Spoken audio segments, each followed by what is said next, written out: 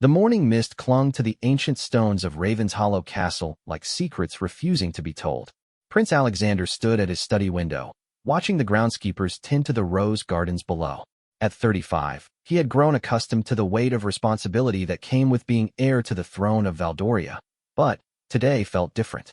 Today, something in the air whispered of change. His father, King Edmund, had ruled Valdoria for nearly 4 decades with wisdom and grace. The kingdom had prospered under his reign, becoming a beacon of stability in an increasingly uncertain world. But Edmund was aging, and the question of succession loomed larger with each passing month. Alexander knew his time was coming, though he sometimes wondered if he was truly ready for the crown that would one day rest upon his head. A soft knock interrupted his thoughts. "Enter," he called, turning from the window. Lady Victoria Ashworth stepped into the room with her characteristic poise. At 42, she had been Alexander's stepmother for 15 years, having married King Edmund when Alexander was 20. Victoria was everything a queen consort should be: intelligent, diplomatic, and devoted to the crown. Or so it had always seemed. "Good morning, Alexander," Victoria said, her smile warm but somehow not reaching her eyes. "Your father wishes to see you in the throne room. There are matters of state to discuss." Alexander nodded, straightening his jacket. "Of course. Is everything well with father?" "As well as can be expected for a man of his years," Victoria replied carefully. "Though I fear the stress of recent events has been weighing heavily upon him." Recent events? Alexander knew she was referring to the ongoing tensions with their neighboring kingdom of Astoria. Trade disputes had escalated into diplomatic crises, and there were whispers of military mobilization along their shared border. It was the kind of situation that required delicate handling, and Alexander had been working closely with his father's advisors to find a peaceful resolution. As they walked through the castle's grand corridors, Alexander couldn't shake the feeling that Victoria was holding something back. Her usual confident demeanor seemed strained, and she kept glancing at him with an expression he couldn't quite read. It was as if she wanted to say something but was fighting against the impulse. The throne room was a magnificent chamber that never failed to inspire awe, even in someone who had seen it countless times.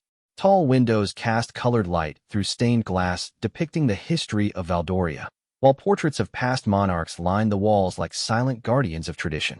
At the far end, King Edmund sat upon the ancient throne of Valdoria, carved from a single piece of black oak and inlaid with precious stones that caught the morning light. Edmund looked every inch the king, despite his 73 years. His silver hair was perfectly groomed, his posture regal even in repose. But Alexander noticed the lines of fatigue around his father's eyes, the way his hands trembled slightly as he gestured for his son to approach. "Alexander, my boy." Edmund's voice carried the authority that had commanded respect for decades. "Come, sit with me. We have much to discuss." Alexander took his place in the smaller chair beside the throne, the same seat he had occupied during countless court sessions throughout his life. It was here that his father had taught him the art of kingship, how to listen, how to judge, how to balance mercy with justice. "The situation with Astoria grows more serious by the day," Edmund began, his expression grave. "Their ambassador delivered an ultimatum yesterday. They demand we cede control of the Blackwater Valley or face the consequences." The Blackwater Valley was a strip of fertile land along the border that had been part of Valdoria for over 2 centuries. It was rich in minerals and provided crucial access to trade routes, making it far too valuable to surrender. But it was also a region that Astoria had long coveted, claiming historical rights that Valdoria disputed. "What consequences do they threaten?" Alexander asked, though he suspected he already knew the answer. "War," Edmund said simply. "Their new king, Magnus, seems determined to prove himself through conquest rather than diplomacy. Intelligence reports suggest he's been building up forces along our border for months." Alexander felt a chill run down his spine. War had not touched Valdoria in his lifetime, and the thought of his peaceful kingdom torn apart by conflict was almost unimaginable. Yet he knew that sometimes even the most reluctant rulers were forced to take up arms to defend their people. "What are our options?" Alexander inquired, his mind already racing through possibilities. "Limited," Edmund admitted. "We could acquiesce to their demands, but that would only invite further aggression. We could seek alliance with other kingdoms, but our neighbors are either too weak to help or have their own reasons for staying neutral. Or," he paused, his eyes meeting Alexander's with an intensity that made the prince lean forward. Or Or we could consider the proposal that Victoria has been advocating, Edmund said, his voice carefully neutral. A political marriage alliance with Historia. Alexander's blood turned cold. He glanced at Victoria, who had been standing silently near the throne throughout their conversation. Now he understood the strange looks she had been giving him, the barely contained tension in her manner. A marriage alliance? Alexander repeated slowly. With whom? Princess Isidora of Astoria. Victoria spoke for the first time since entering the throne room. King Magnus' younger sister. She's 28, well-educated, and, by all accounts, quite beautiful. More importantly, such a union would provide the perfect diplomatic solution to our current crisis. Alexander felt as if the ground had shifted beneath his feet. He had always known that his marriage would likely be a matter of state rather than personal choice. Such was the burden of royal blood. But he had hoped for more time, for the chance to find someone he could at least respect and perhaps even love. The idea of marrying a stranger from a hostile kingdom filled him with dread. Has this proposal been formally extended? Alexander asked, struggling to keep his voice steady. Preliminary discussions have taken place through back channels, Victoria replied smoothly. The idea originated from certain factions within Astoria who believe that war would be catastrophic for both kingdoms. They see a marriage alliance as the path to lasting peace. And what does King Magnus think of this proposal? Edmund and Victoria exchanged a glance that Alexander didn't miss. There was something they weren't telling him, some detail that made them both uncomfortable. Magnus is considering it, Edmund said finally. But he has conditions that make the arrangement complex. What conditions? Another pause, longer this time. Victoria stepped closer to the throne, her hands clasped tightly in front of her. He wants guarantees about succession, she said carefully. Specifically, he wants assurance that any children from the marriage would have legitimate claims not just to Valdoria's throne, but to certain territories that Astoria considers rightfully theirs. Alexander's eyes narrowed. You mean the Blackwater Valley? Among other regions, Victoria confirmed. It's a way for him to achieve his territorial ambitions without military conquest, through marriage and inheritance rather than war. The audacity of the proposal struck Alexander like a physical blow. Magnus wasn't just seeking a political alliance. He was planning a gradual takeover of Valdorian territory through the next generation. It was conquest by marriage contract, a slow-motion invasion that would take decades to complete, but would be just as effective as military action. This is unacceptable, Alexander said firmly. We cannot sell our kingdom's future for temporary peace. Alexander, his father's voice carried a note of warning. Consider the alternatives carefully. War would bring immediate suffering to our people. Thousands would die. Cities would burn. The kingdom we've worked so hard to build could be destroyed in months. At least this way, Valdoria's influence would continue through your bloodline. Under Astoria's dominance, Alexander countered. Father, you're talking about negotiating away our sovereignty. I'm talking about survival, Edmund replied sharply, then immediately softened his tone. My son, I've ruled this kingdom for 39 years. I've seen what war can do to a nation and its people. If there's a path to peace, however difficult, we must consider it. Alexander stood from his chair, pacing to one of the tall windows.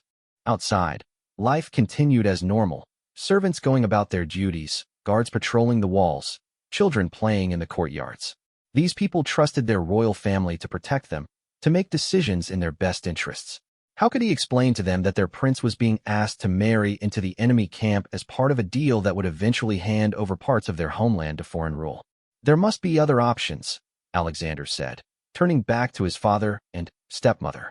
Other alliances we could pursue, other diplomatic solutions. Victoria moved to stand beside Edmund's throne, placing a hand on the king's shoulder in a gesture that seemed both supportive and possessive. We've explored every alternative, she said. The neighboring kingdoms are either aligned with Astoria or too concerned with their own problems to offer meaningful assistance. The maritime republics to the south care only for trade and profit. The northern duchies are too weak and divided. Face the reality, Alexander. This marriage may be our only path forward. And if I refuse? The question hung in the air like a challenge. Edmund's face darkened, and, for a moment, Alexander saw not his loving father but the king who had successfully ruled a nation for 4 decades. You are the heir to this throne, Edmund said slowly. That position comes with privileges, but also with obligations. Sometimes those obligations require personal sacrifice for the greater good of the realm. You're asking me to sacrifice not just my personal happiness, but the future of Valdoria itself. I'm asking you to save it, Edmund replied, in the only way that may be possible. The conversation was interrupted by the arrival of Sir Marcus Blackwood, the kingdom's chief advisor and a man Alexander had known since childhood. Marcus was in his 60s, with gray hair and sharp blue eyes that missed nothing. He had served Edmund faithfully for decades and was known throughout the court for his wisdom and discretion. Your Majesty, Marcus bowed to the king before acknowledging Alexander and Victoria. Forgive the interruption, but urgent news has arrived from our embassy in Astoria. Edmund straightened in his throne. Speak. King Magnus has accelerated his timeline, Marcus reported grimly. Our ambassador reports massive troop movements along the border. It appears Astoria is preparing for immediate military action if their demands are not met within the fortnight. The news hit the room like a thunderbolt. 2 weeks. Alexander felt his options narrowing with each passing moment. How reliable is this intelligence? Alexander asked. Very reliable, Your Highness. Multiple sources confirm the mobilization. It's possible this marriage proposal is a feint, a way to keep us occupied with negotiations while they prepare for invasion. Victoria's face had gone pale. Or it could be pressure to accept the proposal quickly, before we have time to find alternatives. Edmund closed his eyes for a long moment, and Alexander could see the weight of kingship pressing down on his father's shoulders. When the king opened his eyes again, there was a resolution there that Alexander recognized and feared. We need more information, Edmund declared. Marcus, I want you to reach out to our intelligence networks. Find out everything you can about Princess Isadora, about the factions in Astoria supporting this marriage, about Magnus' true intentions. Alexander, he turned to his son, I want you to seriously consider this proposal. Meet with Princess Isadora if possible. Perhaps there's a way to structure this alliance that protects Valdoria's interests while avoiding war. Alexander wanted to protest, to argue that he needed more time, more options. But, looking at his father's exhausted face and hearing the urgency in Marcus's report, he realized that time was a luxury they might not have. Very well, Alexander said reluctantly. I'll consider it. But I want full transparency about any negotiations. No agreements made without my knowledge and consent. Of course, Edmund nodded. This decision affects your future as much as the kingdom's. You have every right to be involved in shaping it. As the meeting concluded and the others prepared to leave, Alexander lingered in the throne room. The portraits of past kings seemed to watch him with silent judgment, their painted eyes holding secrets of their own difficult choices. Had any of them faced a decision like this? Had any been forced to choose between personal happiness and the survival of their kingdom? Victoria approached him as he stood before a portrait of his grandfather, King Richard the Wise. Alexander, she said softly, I know this is difficult, but sometimes the crown requires sacrifices that ordinary people never have to make. Easy words from someone who married for love, Alexander replied, not unkindly but with obvious pain. Victoria was quiet for a moment. You think I married your father for love? Alexander turned to look at her, surprised by the question. Didn't you? I married him because it was advantageous for both our families and beneficial for the kingdom, Victoria said matter-of-factly. Love came later, if it came at all. But I've never regretted the choice, because I've seen the good that came from it. Sometimes duty and happiness can coexist, even if they don't begin together. And sometimes they can't, Alexander countered. True, Victoria acknowledged. But which would you regret more, a loveless marriage or a kingdom destroyed by war? It was a question that would haunt Alexander's thoughts as evening fell over Ravenshollow Castle. As he walked the battlements that night, looking out over the lands that would someday be his to rule and protect, he wondered if he was strong enough to make the choice that seemed increasingly inevitable. In the distance, storm clouds gathered on the horizon, and Alexander couldn't help but see them as an omen of the difficult days ahead. The morning had begun with such promise, but now everything seemed uncertain. War or marriage, invasion or surrender, the options before him all seemed to lead to loss. As he made his way back to his chambers, Alexander caught sight of a figure in the shadows near the castle's eastern tower. For just a moment, he thought he saw Victoria deep in conversation with someone he didn't recognize. But when he looked again, the shadows were empty, leaving him to wonder if fatigue and stress were playing tricks on his mind. That night, as sleep eluded him, Alexander stared at the ceiling of his room and tried to imagine a future that didn't feel like a trap. Somewhere in the kingdom of Astoria, a princess named Isadora might be having similar thoughts, wondering about the stranger she might be forced to marry for the sake of peace between their nations. The game of kingdoms had begun, and Alexander was just starting to understand that he might be both a player and a pawn in a contest where the stakes were higher than he had ever imagined. 3 days had passed since the fateful conversation in the throne room, and Alexander found himself unable to concentrate on anything but the impossible choice before him. He had spent hours in the royal library, poring over historical treaties and marriage contracts, searching for precedents that might offer a different path forward. But every document seemed to confirm what he already knew. Political marriages were tools of statecraft, and personal feelings were luxuries that princes could rarely afford. The morning brought unexpected visitors to Ravenshollow Castle. Alexander was reviewing troop deployment reports with Captain Henrik of the Royal Guard when a commotion in the courtyard drew their attention to the window. A diplomatic convoy was arriving, flying the banners of Astoria alongside those of a neutral kingdom Alexander didn't immediately recognize. "Your Highness," Captain Henrik said, his hand instinctively moving to his sword hilt. "Shall I alert the king?" "Not yet," Alexander replied, studying the approaching entourage. "Let's see what they want first." Within the hour, Alexander found himself in the castle's formal receiving room, seated beside his father and Victoria as they welcomed an unexpected delegation. The leader of the group was a woman in her early 30s with striking auburn hair and intelligent green eyes. She wore the formal robes of a diplomatic envoy, but there was something about her bearing that suggested she was more than just a messenger. "Your Majesties," the woman said with a perfect curtsy, "I am Lady Catherine Montrose, representing the interests of Princess Isadora of Astoria. I come bearing a personal message from Her Royal Highness, and a proposal that may interest all parties." Alexander felt his pulse quicken. This was the first direct communication from the woman he might be forced to marry, and he found himself studying Lady Catherine's face for any clue about the princess's character. "We are honored by this visit," King Edmund replied formally. "Please share Princess Isadora's message." Lady Catherine produced a sealed letter from her diplomatic pouch, but before presenting it, she spoke directly to Alexander. "Your Highness, Princess Isadora wishes you to know that she is as reluctant about this proposed arrangement as you likely are. She has no more desire to be a pawn in political games than any reasonable person would. However, she also recognizes the gravity of the situation facing both kingdoms." The directness of the statement surprised Alexander. He had expected diplomatic doublespeak and careful words designed to reveal nothing. Instead, Lady Catherine seemed to be offering genuine honesty. "What does the princess propose?" Alexander asked. "A meeting," Lady Catherine replied simply. "Not a formal negotiation or betrothal ceremony, but a private conversation between two people who find themselves in an impossible situation.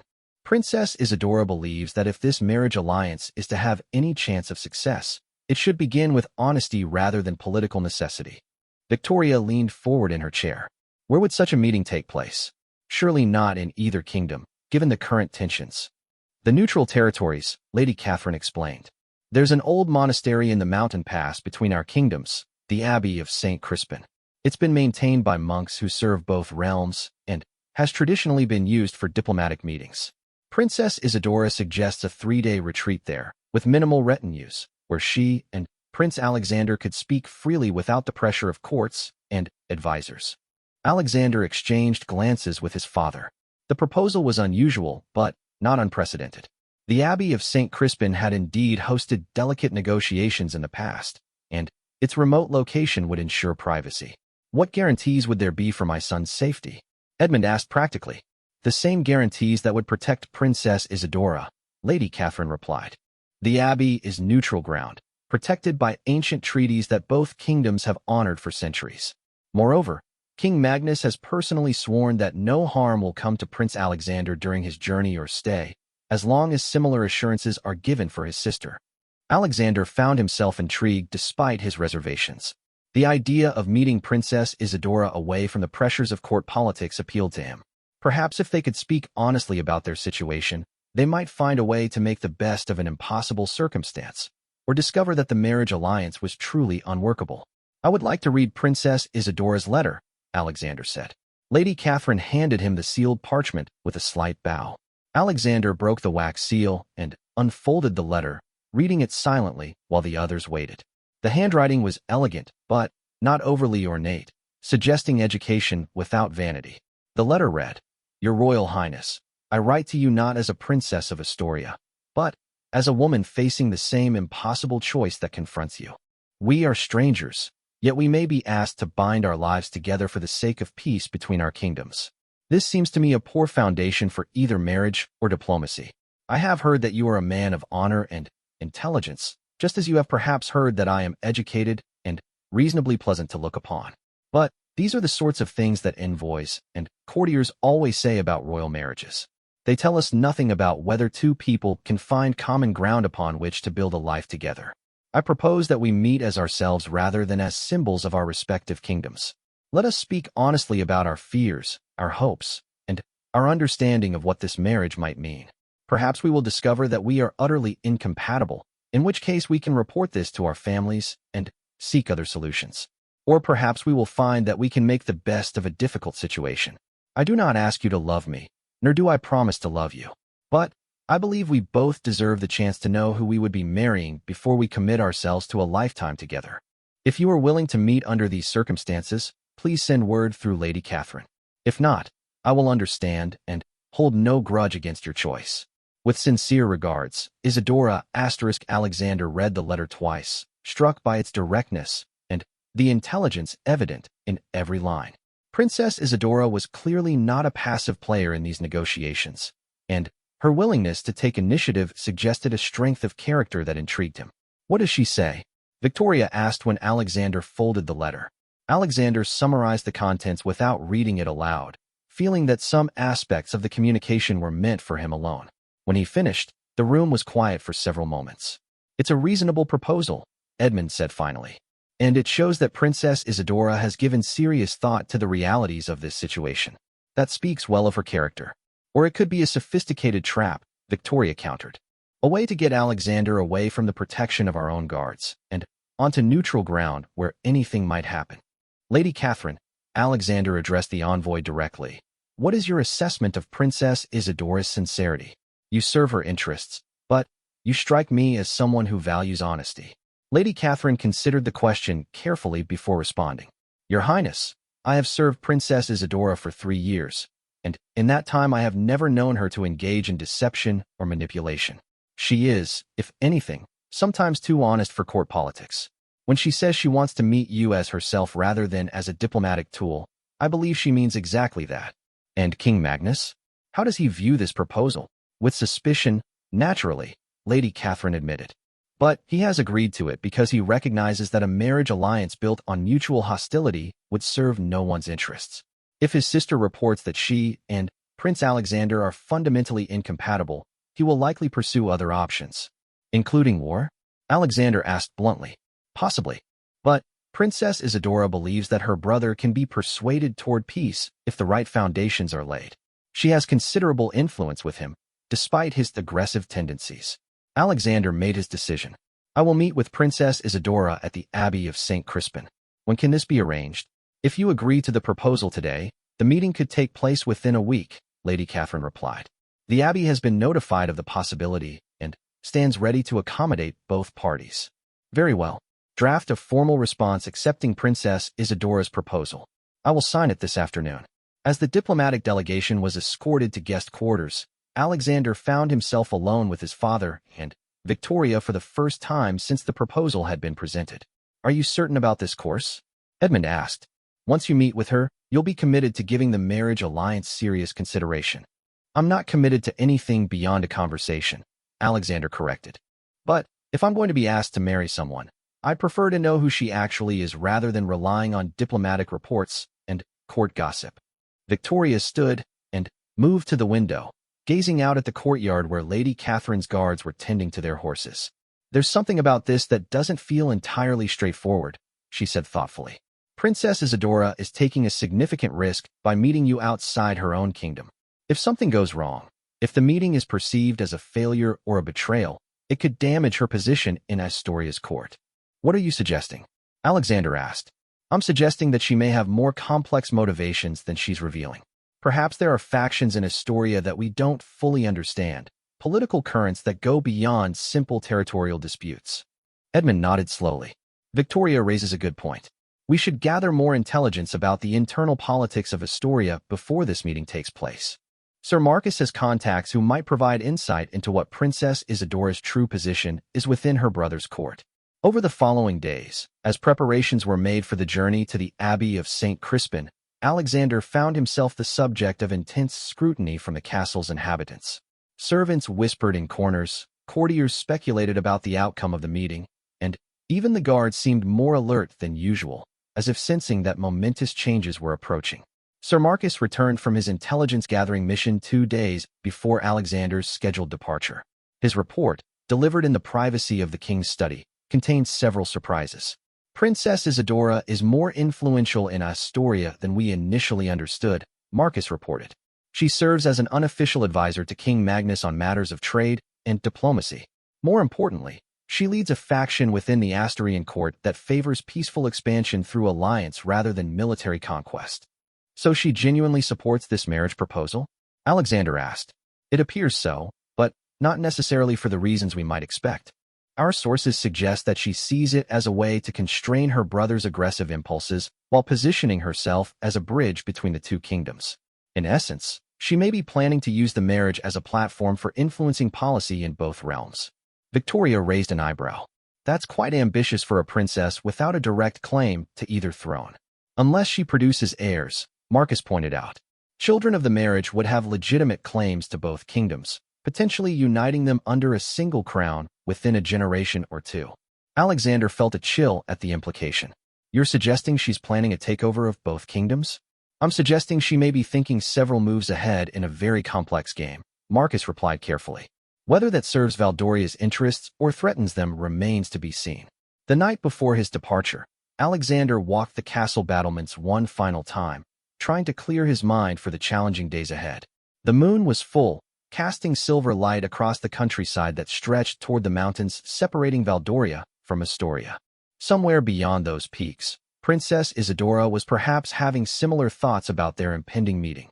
As he turned to head back inside, Alexander noticed a figure moving through the shadows of the eastern courtyard.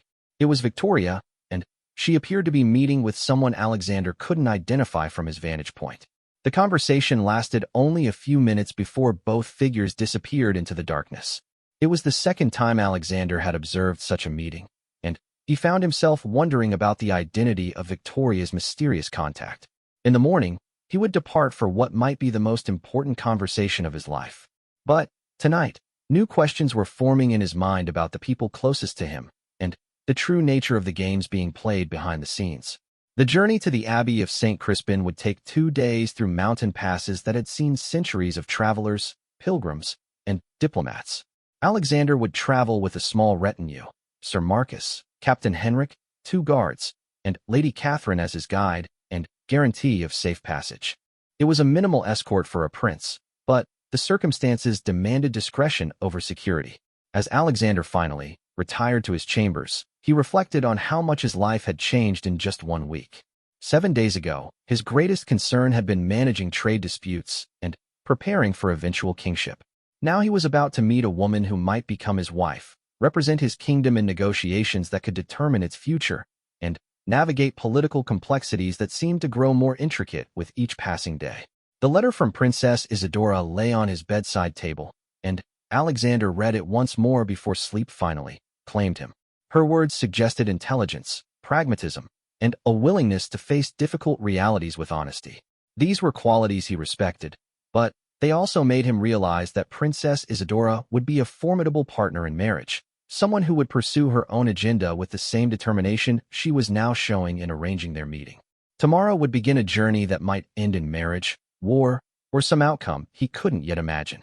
But tonight, for the last time in what might be many weeks, Alexander slept in his own bed in the castle that had been his home for 35 years, surrounded by the familiar sounds and sense of a life that was about to change forever. The Abbey of St. Crispin perched on a rocky outcrop in the mountain pass, like a sanctuary carved from the living stone itself. Alexander's party arrived just as the afternoon sun was painting the ancient walls golden, and he found himself genuinely impressed by the monastery's austere beauty. The building had stood for over 6 centuries, weathering wars, political upheavals, and the changing fortunes of kingdoms, yet it remained a place of peace in a turbulent world. Brother Thomas, the abbey's elderly prior, greeted them at the main gate with the quiet dignity that seemed to characterize all the monks Alexander had encountered. The prior was a man of perhaps 70 years, with kind eyes and hands weathered by decades of manual labor and prayer. "Your Highness," Brother Thomas said with a bow that was respectful but not obsequious, "welcome to St. Crispin's. Princess Isidora arrived this morning and is settling into her quarters. We have prepared chambers for you in the eastern wing, as is traditional for diplomatic meetings." "Thank you, Brother Thomas," Alexander replied. "Has the princess indicated when she would prefer to meet? She suggested that you might both benefit from a day of reflection before beginning your discussions. The mountain journey can be taxing, and important conversations are best undertaken with clear minds. However, she left the decision entirely to you." Alexander appreciated the consideration. The 2-day ride through winding mountain paths had indeed been physically demanding, but more than that, he found himself needing time to prepare mentally for what lay ahead. The meeting with Princess Isidora would likely determine not just his personal future, but the fate of 2 kingdoms. "A day of reflection sounds wise," Alexander agreed. "Please convey my respects to Princess Isidora and let her know that I would be honored to meet with her tomorrow morning, if that suits her schedule." The abbey's guest quarters were spartanly furnished, but comfortable, with thick stone walls that kept the rooms cool despite the summer heat. Alexander's chambers included a sitting room with a window that looked out over the valley below, where he could see the winding path that connected Valdoria to Astoria. It was fitting, he thought, to be positioned literally between the 2 kingdoms as he prepared for a conversation that might unite them. Sir Marcus had accompanied Alexander on the journey, serving both as advisor and bodyguard. As they settled into their temporary quarters, Marcus shared additional intelligence he had gathered during their travels. "I took the opportunity to speak with some of the merchants we encountered on the road," Marcus reported quietly. "The general sentiment seems to be that people on both sides of the border are weary of the increasing tensions. Trade has suffered, and there are rumors of families being separated by the diplomatic crisis." "What about military preparations?" Alexander asked. "Did you observe anything that might indicate Astoria's true intentions?" "Nothing definitive, but I did notice several groups of armed men moving through the pass ahead of us. They weren't wearing Astorian colors, but their discipline suggested professional soldiers rather than bandits or local militia." Alexander frowned. "Could they be Princess Isidora's escort?" "Possibly, though it seemed like more men than would be necessary for protecting a diplomatic mission. I may be overthinking it, but I wanted you to be aware." That evening, Alexander dined alone in his chambers, choosing simple fare from the abbey's kitchens. The monks had a reputation for excellent bread and local cheese, and Alexander found the modest meal more satisfying than many elaborate court banquets he had endured. There was something to be said for simplicity, especially when facing complex decisions. As twilight settled over the mountains, Alexander walked in the abbey's gardens, reflecting on the conversation that awaited him tomorrow. The gardens were maintained with the same quiet care as the rest of the monastery, with neat rows of herbs and vegetables alongside flowering plants that attracted butterflies and bees. It was a peaceful place that encouraged contemplation. His solitude was interrupted by the appearance of a young woman walking along another path through the gardens. Alexander recognized her immediately from the portraits he had been shown. Princess Isidora of Astoria. She was indeed beautiful, with dark brown hair that caught the last light of day and an elegant bearing that spoke of both royal training and natural grace.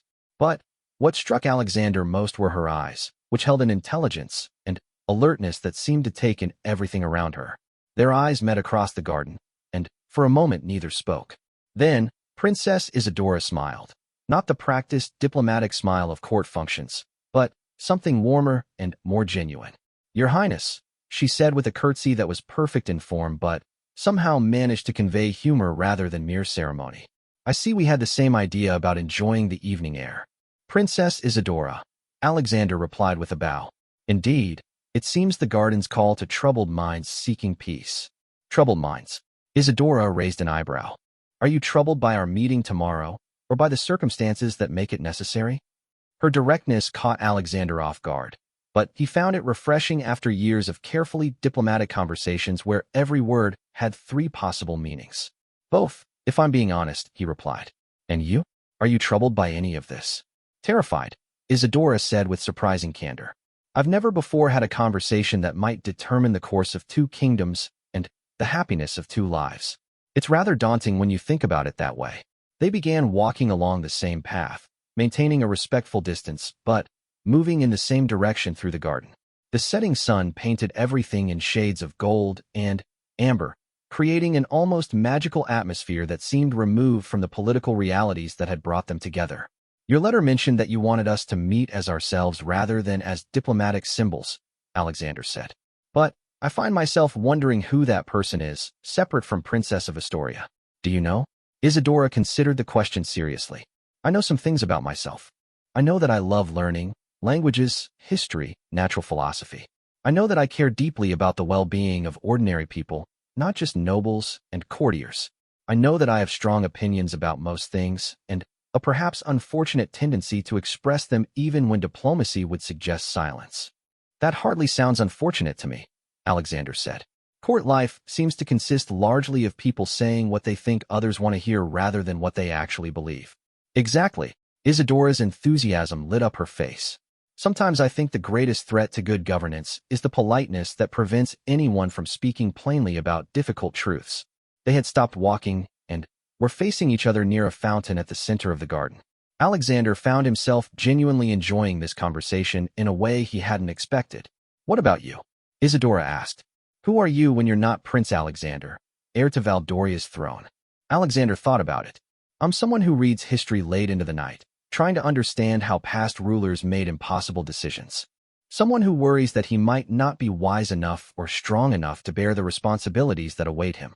Someone who would rather spend an evening discussing ideas with interesting people than attending another ceremonial banquet.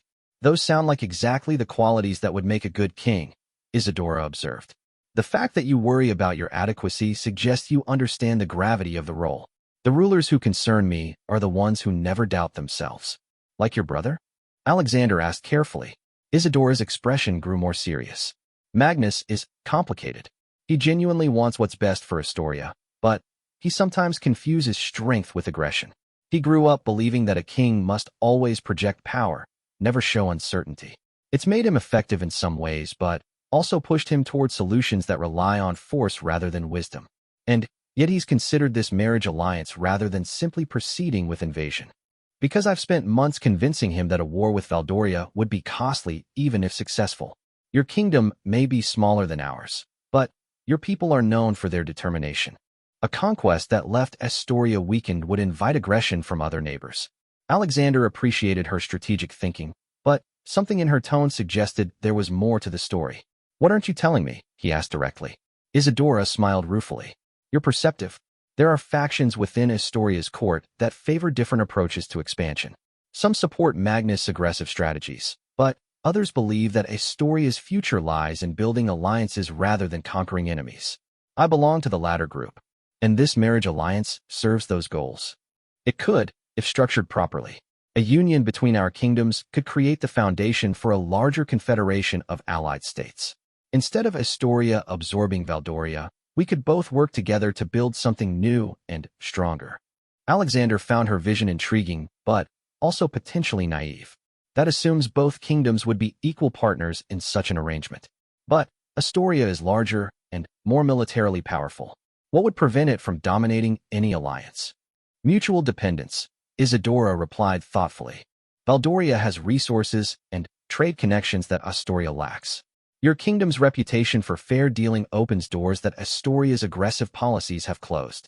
There's real value in that partnership if both sides approach it honestly. They talked until full darkness fell over the gardens, covering topics ranging from philosophy to agriculture to the challenges of governing diverse populations. Alexander found Princess Isadora to be everything her letter had suggested: intelligent, direct, and genuinely committed to finding solutions that served both kingdoms. But he also sensed that she was far more politically sophisticated than her brother might realize. We should probably return to our quarters, Isadora said eventually. Tomorrow's conversation will require clear heads, and I suspect we've already covered more ground tonight than either of us expected. Indeed, Alexander agreed. But I'm grateful for this informal introduction. It's made tomorrow feel less daunting. For me as well, Isadora replied. Whatever we decide tomorrow, at least we'll be making informed choices. As they walked back toward the Abbey's main building, Alexander found himself cautiously optimistic about the marriage proposal for the first time since it had been presented. Princess Isadora was clearly someone he could respect and potentially even care for, given time. The political challenges remained formidable, but perhaps they weren't insurmountable. One more question, Alexander said as they reached the point where their paths would diverge toward their respective quarters. If we do proceed with this marriage alliance, what would you want it to accomplish? Not just diplomatically, but personally? Isadora paused in the shadow of the Abbey's ancient doorway, considering her answer carefully. I would want it to be a true partnership, she said finally. I don't expect love immediately. That may come or it may not. But I would want mutual respect, shared purposes, and the ability to build something together that's better than what either of us could accomplish alone. Whether that's a family, a unified kingdom, or simply a marriage that demonstrates that political necessity doesn't have to mean personal misery. I think I would want the same things, Alexander replied honestly. Then, perhaps tomorrow's conversation won't be as difficult as we feared, Isadora said with a smile before disappearing into the corridor that led to her chambers. Back in his own quarters, Alexander sat by the window looking out over the valley that separated their two kingdoms.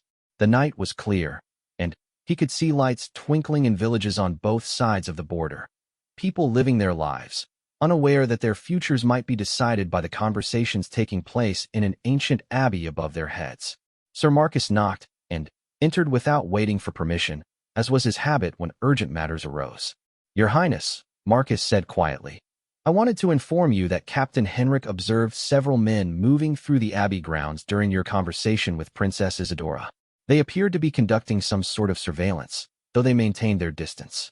Alexander turned from the window. Surveillance of whom? Unclear, but their positioning suggested they were observing the garden where you and the princess were walking. They could be part of her security detail, but Captain Henrik felt their behavior was somewhat suspicious. What kind of suspicious? Professional but secretive.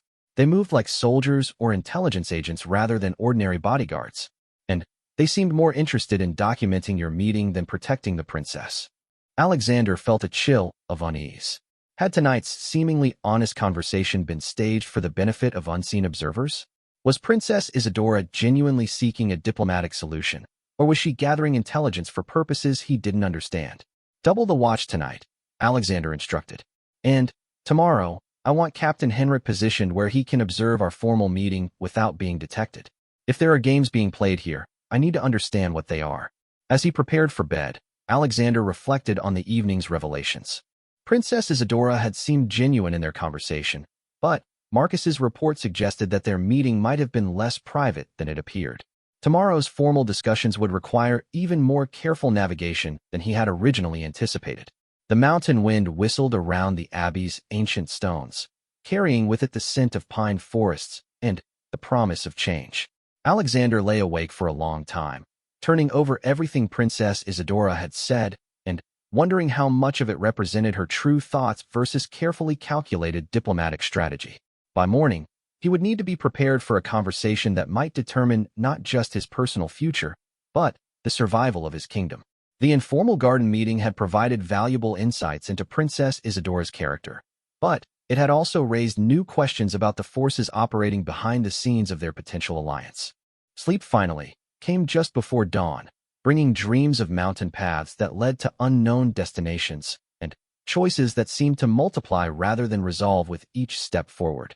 Dawn broke over the Abbey of St. Crispin with the crisp clarity that comes only at high altitude. Alexander had slept poorly, his mind churning through the implications of his evening conversation with Princess Isadora and Sir Marcus's troubling observations about surveillance. As he prepared for their formal meeting, he found himself torn between genuine appreciation for Isadora's intelligence and growing suspicion about the larger forces at play. Brother Thomas arrived at Alexander's quarters just after sunrise, bearing a simple breakfast of bread, honey, and mountain herbs brewed into a fragrant tea. Princess Isadora sends word that she is ready to meet at your convenience, the elderly monk reported. She suggests the Abbey's library, which offers both privacy and a setting conducive to thoughtful conversation. The library sounds appropriate, Alexander agreed. Please tell the princess I will join her within the hour. As Brother Thomas departed, Sir Marcus entered with Captain Henrik close behind. Both men wore expressions of grave concern. "Your Highness," Marcus said without preamble, "we have a problem. Captain Henrik discovered something during his morning reconnaissance that you need to know about immediately." Henrik, a man of few words but absolute reliability, stepped forward with a small object in his hand. "I found this hidden in the garden where you spoke with Princess Isadora last night," he reported, holding up what appeared to be a cleverly crafted listening device. "It's Asterian work, designed to capture conversations from a considerable distance." Alexander examined the device, noting its sophisticated construction. Someone had gone to significant trouble to eavesdrop on his supposedly private conversation with Isadora. The question was whether the princess herself had known about it. Was it positioned where it could hear everything we discussed? Alexander asked. "Everything," Henrik confirmed grimly. "And, based on the fresh disturbance in the soil around it, it was placed recently, probably yesterday after your arrival." Alexander felt a cold anger building in his chest. Had last night's seemingly honest exchange been nothing more than an elaborate performance for the benefit of Asterian intelligence? Or was Princess Isadora as much a victim of surveillance as he was? "Sir Marcus, I want you to remain close during my meeting with the princess, but out of direct sight. Captain Henrik, position yourself where you can observe anyone who might be monitoring our conversation. If there are more listening devices or watchers, I want to know about them." Both men nodded and departed to make their preparations. Alexander finished dressing with particular care, choosing formal diplomatic attire that would project authority while remaining appropriate for the Abbey setting. If Princess Isadora was playing games, he intended to ensure she understood that he was not an easy mark for deception. The Abbey's library was a magnificent room that seemed to hold the accumulated wisdom of centuries. Tall shelves lined the walls, filled with manuscripts in multiple languages, while large windows provided excellent natural light for reading. Long wooden tables offered space for study and discussion, and the overall atmosphere was one of scholarly contemplation. Princess Isadora was already seated at one of the tables when Alexander arrived, with several books open before her. She looked up as he entered, her smile warm but perhaps a shade less spontaneous than it had been the previous evening. "Good morning, Your Highness," she said, rising to offer a curtsy. "I hope you slept well despite the mountain air." "Well enough," Alexander replied diplomatically, taking the seat across from her. "I see you've been reading. Anything particularly illuminating?" The Abbey's collection includes several histories of successful diplomatic marriages, Isadora explained, indicating the open volumes. "I thought it might be useful to understand what made some alliances prosper while others failed. And what have you learned?" Isadora's expression grew more serious. "That honesty from the beginning is crucial, even when it's uncomfortable. Marriages built on deception or hidden agendas tend to produce either misery or political disaster, often both." The emphasis she placed on the word honesty made Alexander wonder if she was trying to convey something beyond the obvious meaning. Was this her way of acknowledging that their conversation the previous evening might have been compromised? "Honesty is indeed essential," Alexander agreed carefully. "Though sometimes circumstances make complete openness challenging, even when both parties would prefer it." Isadora nodded slowly, and for a moment her diplomatic mask slipped enough to reveal what looked like genuine concern. "Perhaps we should begin with the practical matters that brought us here, and address any complications as they arise." "Very well. Let's discuss the specific terms that have been proposed for this marriage alliance." Over the next 2 hours, they worked through the detailed provisions that their respective advisors had outlined. The conversation was substantive and occasionally heated, as both Alexander and Isadora pressed for terms that would protect their kingdom's interests while making the alliance workable. The most contentious issue, as expected, was the question of territorial concessions and inheritance rights. King Magnus' demands regarding the Blackwater Valley remained unacceptable to Alexander, while Isadora pushed back against Valdorian requirements that would limit Astoria's future expansion.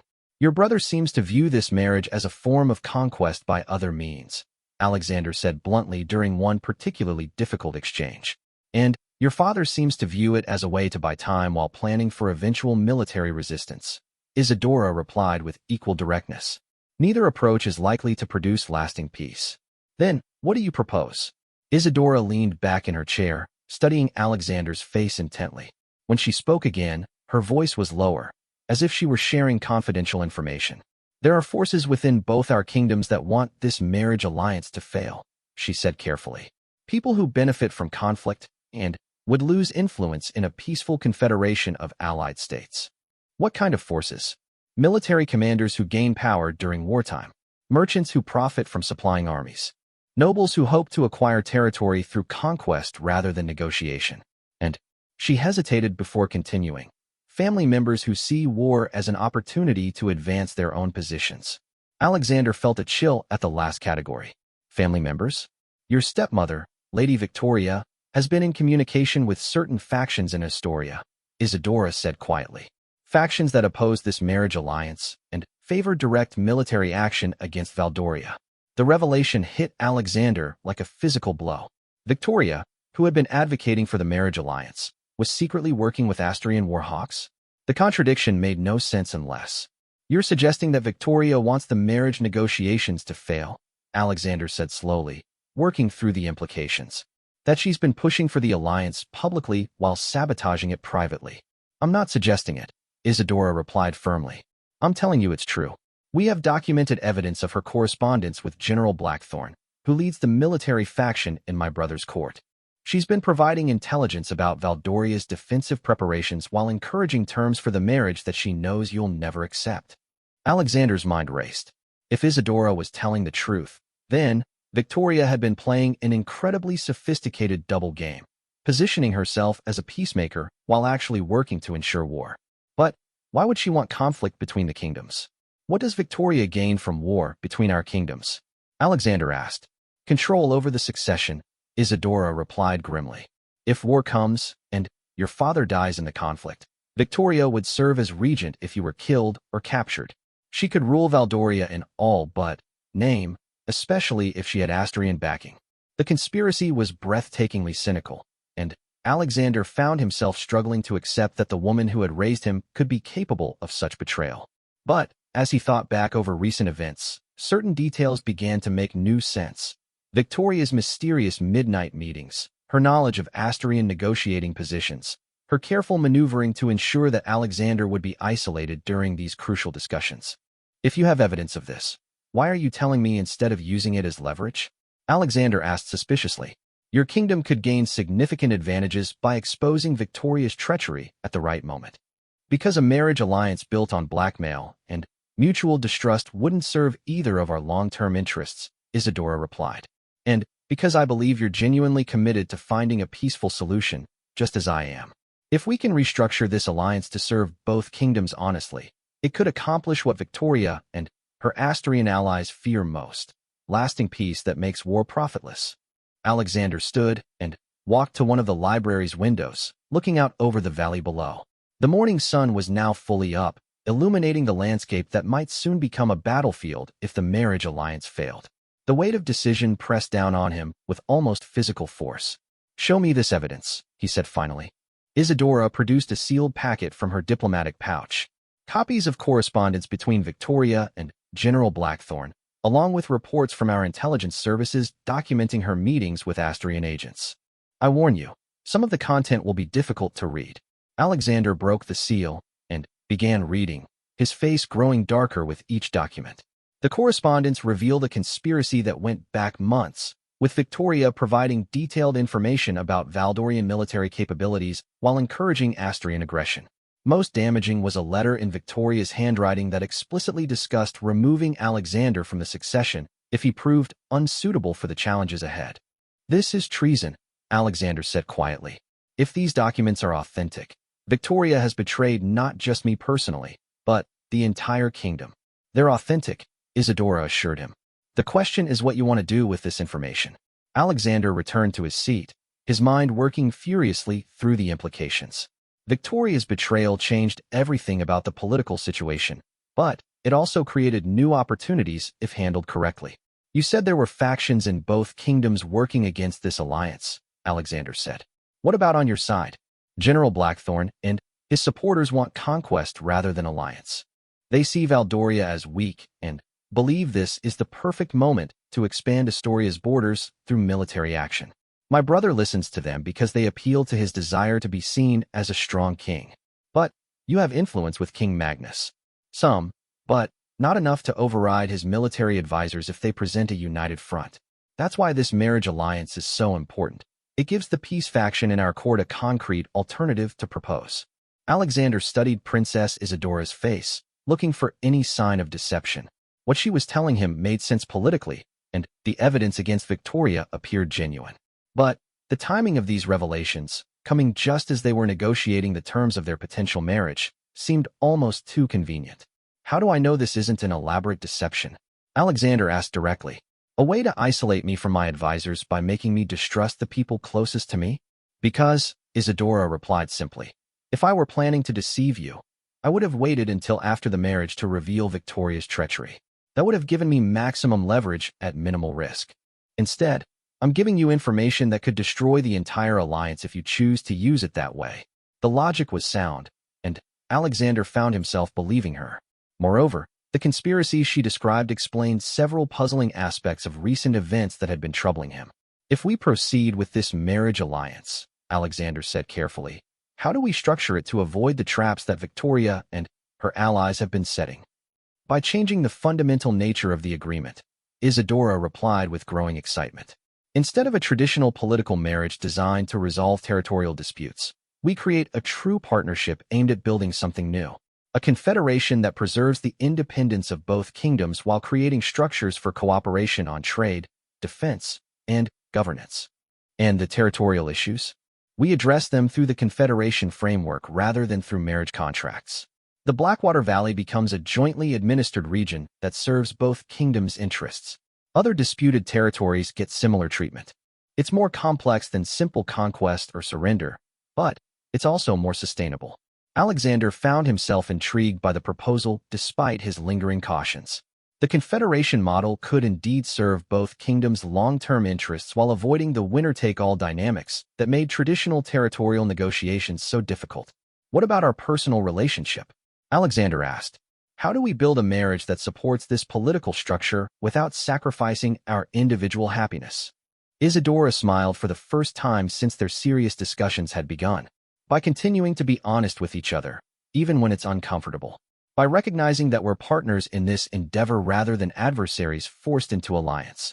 And by giving ourselves time to discover whether affection can grow from mutual respect and shared purposes. That sounds. Alexander paused, searching for the right words. It sounds like something I could commit to, if the political framework can be made to work. Then, we need to return to our respective kingdoms and begin building support for this new approach, Isadora said. But first, you need to decide what to do about Victoria's betrayal. Alexander had been dreading this moment throughout their conversation. The evidence against his stepmother was damning, but she had been part of his family for 15 years. The personal betrayal hurt almost as much as the political implications. I can't move against her immediately, Alexander said finally. That would reveal that we know about the conspiracy and give Blackthorn's faction time to prepare alternative strategies. But I also can't allow her to continue providing intelligence to Astoria's military. What if she were removed from sensitive discussions without being formally accused of anything? Isadora suggested. Given responsibilities that keep her busy but away from military planning and diplomatic negotiations? That might work in the short term, Alexander agreed. But, eventually, the truth will have to come out. Eventually, Isadora nodded. But, perhaps by then, the success of our alliance will have made her original conspiracy irrelevant. As their meeting concluded, Alexander found himself feeling cautiously optimistic for the first time since the crisis had begun. Princess Isadora had proven herself to be everything her initial letter had promised: intelligent, honest, and committed to finding solutions that served both kingdoms. The personal chemistry between them, while not romantic love, suggested the possibility of genuine partnership. But the road ahead would be treacherous, requiring careful navigation of court politics in both kingdoms while building support for an approach that challenged traditional thinking about royal marriages and territorial disputes. And hanging over everything was the question of Victoria's treachery and how to handle it without destroying the delicate progress they had made. As Alexander prepared to return to Valdoria, he realized that his life had been fundamentally altered by the revelations of the past 3 days. The woman he had expected to marry out of political necessity had become a true ally and potential partner. The stepmother he had trusted had been revealed as a traitor. And the simple choice between war and peace had evolved into something far more complex and promising. The journey home would give him time to plan his next moves carefully. But, for the first time since this crisis had begun, Alexander felt that he might have found a path that could lead to something better than mere survival, a future that offered both personal fulfillment and lasting peace between their kingdoms. The return journey to Raven's Hollow Castle took on an entirely different character than Alexander's departure 3 days earlier, where he had traveled toward the Abbey of St. Crispin with apprehension and uncertainty. He now rode home with a clear sense of purpose, despite the complexity of the challenges that awaited him. Princess Isadora's revelations about Victoria's treachery had transformed his understanding of the political landscape, but they had also provided him with the information he needed to take decisive action. Sir Marcus rode beside Alexander for most of the journey, and their conversations during rest stops revealed the full scope of the conspiracy they now faced. The documents Isadora had provided painted a picture of systematic betrayal that reached into the highest levels of Valdorian government. Victoria hadn't been acting alone. She had cultivated a network of supporters who shared her vision of ruling Valdoria through puppet regency rather than legitimate succession. The implications go far beyond simple treason, Marcus observed as they paused to water their horses at a mountain stream. If Victoria has been providing military intelligence to Astoria for months, then every defensive strategy we've developed may be compromised. King Magnus knows exactly where our weak points are and how many forces we can realistically deploy. Alexander nodded grimly, which means that if it comes to war, we're starting from a position of severe disadvantage. Victoria's betrayal hasn't just undermined the marriage alliance. It's potentially doomed the kingdom to defeat if we can't find another solution. Do you trust Princess Isadora's proposal for a confederation? Marcus asked directly. It's an elegant solution in theory, but implementing it would require unprecedented cooperation between traditional rivals. I trust her intelligence and her sincerity, Alexander replied carefully. Whether I trust the political forces she represents is another question entirely. But, at this point, the Confederation approach may be our best hope for avoiding a war we cannot win.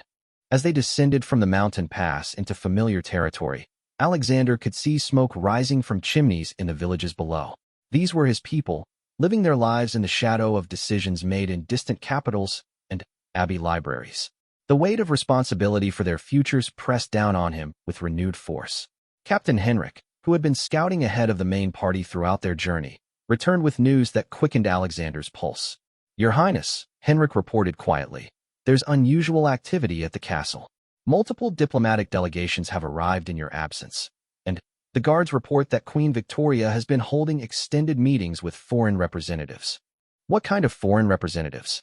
Alexander asked sharply. The banners suggest delegates from Astoria, the northern duchies, and at least one of the maritime republics. Whatever Victoria is planning, she's been building international support for it. Alexander felt a cold anger building in his chest. Victoria wasn't just betraying Valdoria's military secrets. She was actively working to isolate him diplomatically while he was away from the castle.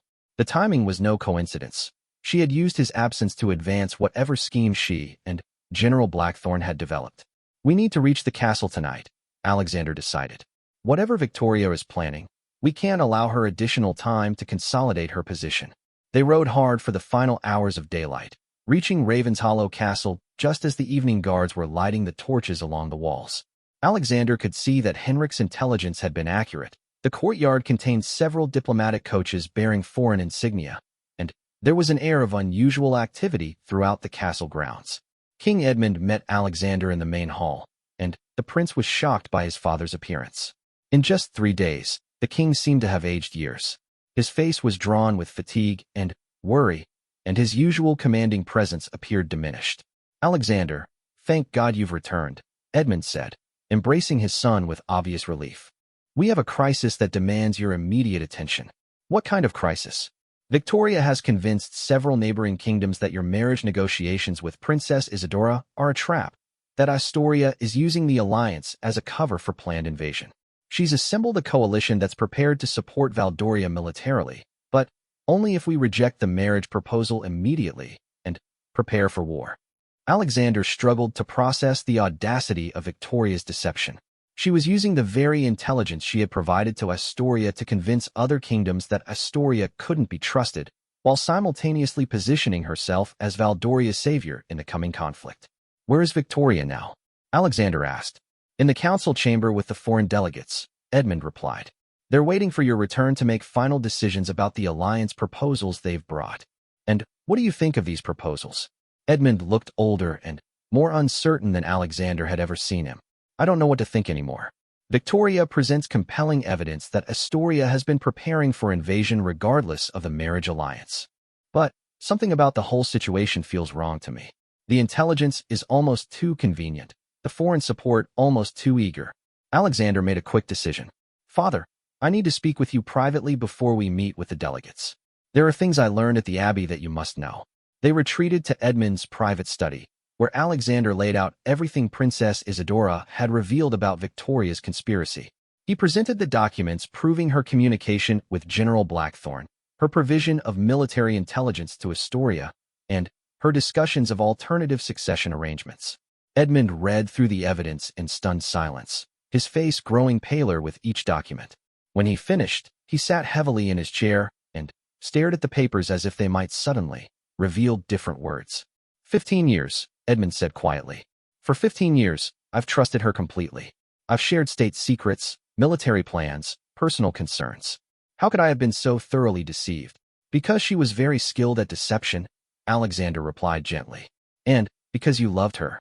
People in love want to believe the best about those they care for. But why? Edmund asked in anguish. What does she gain from this betrayal?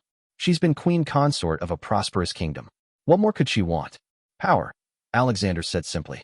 Not the ceremonial power of a queen consort, but real control over policy and succession. If war comes, and we're both killed or captured, Victoria becomes regent with the backing of whatever foreign ally she's cultivated. She could rule Valdoria indefinitely. Edmund was quiet for several minutes, absorbing the full implications of his wife's betrayal. When he spoke again, his voice carried the steel that had made him an effective king for nearly 4 decades. What do you recommend? Edmund asked. How do we handle this without destroying the kingdom in the process? Carefully, Alexander replied. We can't simply arrest Victoria. That would confirm to the foreign delegates that Valdoria's government is in chaos, potentially triggering the very war she's been trying to provoke. But we also can't allow her to continue sabotaging our negotiations with Astoria. What about Princess Isadora's confederation proposal? Alexander summarized the alternative alliance structure that he and Isadora had developed, emphasizing how it could address the territorial disputes while creating frameworks for lasting cooperation. Edmund listened intently, asking sharp questions about implementation and potential risks. It's ambitious, Edmund concluded. Perhaps too ambitious for kingdoms that have been rivals for generations. But if the alternative is a war we cannot win. He trailed off, then looked directly at his son. Do you believe Princess Isadora can deliver on these promises? I believe she'll try sincerely, Alexander replied. And I believe the alternative approaches have all been compromised by Victoria's treachery. Edmund stood and walked to the window overlooking the courtyard where the foreign delegates' coaches waited. Then, we need to move quickly and decisively. If we're going to pursue this confederation approach, we must do it before Victoria can sabotage those negotiations as well. What do you propose? We meet with the foreign delegates as Victoria expects, but we use the meeting to expose her treachery rather than to accept their alliance proposals. Once her conspiracy is revealed, we'll have the justification we need to pursue alternative diplomatic solutions. Alexander felt a chill of apprehension. That's an enormous risk. If the foreign delegates don't believe our evidence, or if they decide that Valdoria's internal conflicts make us unreliable allies, we could end up more isolated than before. True, Edmund acknowledged. But maintaining the pretense any longer is equally risky. Victoria has had 3 days to consolidate her position while you were away. If we don't act now, she may become too powerful to challenge directly. They spent another hour planning their approach, deciding how to present the evidence against Victoria while maintaining diplomatic courtesy toward the foreign delegates who had been deceived by her machinations. It would require delicate handling, but both father and son agreed that the status quo was unsustainable. As they prepared to join the meeting in the council chamber, Alexander reflected on how completely his world had changed in less than a week. 7 days ago, Victoria had been his trusted stepmother, and the marriage alliance had been an unwelcome necessity. Now Victoria stood revealed as a traitor. The marriage alliance had evolved into something much more promising, and the very survival of the kingdom hung in the balance of decisions that would be made in the next few hours. The council chamber was crowded with foreign delegates when Alexander and Edmund entered. Victoria sat at the head of the table in the Queen's traditional place, surrounded by representatives from kingdoms that had historically maintained cordial but distant relations with Valdoria. Her face showed relief when she saw Alexander, but he thought he detected a flicker of calculation in her eyes as well. "Alexander," Victoria said warmly, "thank goodness you've returned safely. I was beginning to worry that something had happened during your journey." "Nothing happened that wasn't illuminating," Alexander replied carefully, taking his seat at his father's right hand. "I learned a great deal about the true nature of our current crisis." The foreign delegates included Ambassador Thornfield from the Northern Duchies, Admiral Carstairs representing the Maritime Republic of Seastone, and Duke Aldrich of the Borderlands, all seasoned diplomats with their own kingdom's interests to protect. Victoria had clearly chosen her allies carefully, selecting rulers who had reasons to fear Asturian expansion, but who might also benefit from Valdoria's weakened position. "Your Highness," Ambassador Thornfield addressed Alexander directly, "Her Majesty has briefed us on the intelligence regarding Asturia's aggressive preparations. The Northern Duchies are prepared to offer military assistance, but we need assurance that Valdoria will reject any compromise with King Magnus and prepare for the inevitable conflict."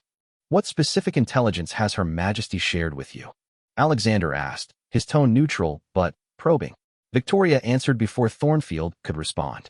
"Detailed reports of Asturian troop movements, assessments of their military capabilities, and evidence of their plans to use the marriage alliance as cover for territorial annexation."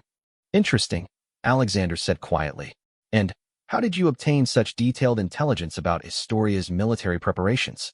The question hung in the air for a moment, and Alexander could see Victoria's diplomatic smile become slightly strained. "Through our usual intelligence networks, naturally," Victoria replied. "The same sources that have served Valdoria faithfully for years." "I see." Alexander nodded, then reached into his diplomatic pouch and withdrew the documents Princess Isadora had provided. "Then you'll be able to explain how these usual intelligence sources manage to provide information that exactly matches correspondence between yourself and General Blackthorne of Astoria." The reaction around the table was immediate and dramatic.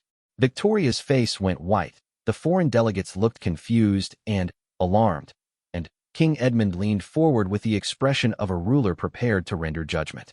Alexander began reading selected passages from Victoria's correspondence with the Asturian general, each revelation more damaging than the last. The letters revealed not just intelligence sharing, but active collaboration in planning strategies designed to ensure the failure of peaceful negotiations. "These documents," Alexander concluded, "demonstrate that our intelligence about Asturian military preparations came not from loyal spies, but from